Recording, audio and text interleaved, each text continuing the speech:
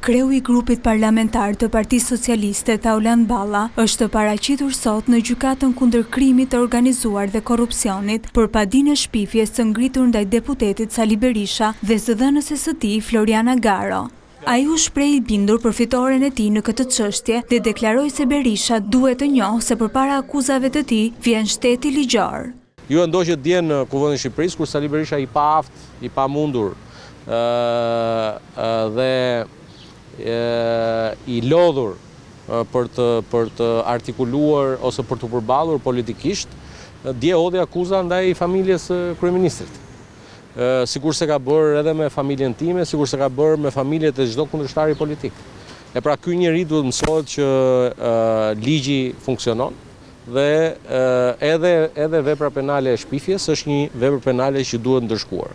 Po aq Balla u shpreh se ndaj Berishës rëndojnë edhe çështja e 21 janarit, gërdecit dhe privatizimet e paligjshme të ish kompleksit Partizani dhe operatorit të sistemit të shpërndarjes së energjisë. Thirrja ime sot nga GKK-ja, pra gjykata kundër korrupsionit dhe krimit të organizuar, është që Sali Berisha duhet të mësohet të vijë këtu, sigurisht duhet të vijë për çështjet që e kemi thirrur ne, por më së shumti duhet vi edhe për çështjet që kanë thirrur shqiptarët. Kështu që Saliu duhet fillojë të bëhet gati, sepse këtu duhet të jetë një klient I përditshëm. Padia e ngritur nga kreu I grupit parlamentar të PS-s lidhet me akuzat e Berishës, I cili nga foltorja e kuvendit ka akuzuar Tauland Ballën për përfshirje të këtij të fundit në eliminimin e avokatit Ravik Gurra.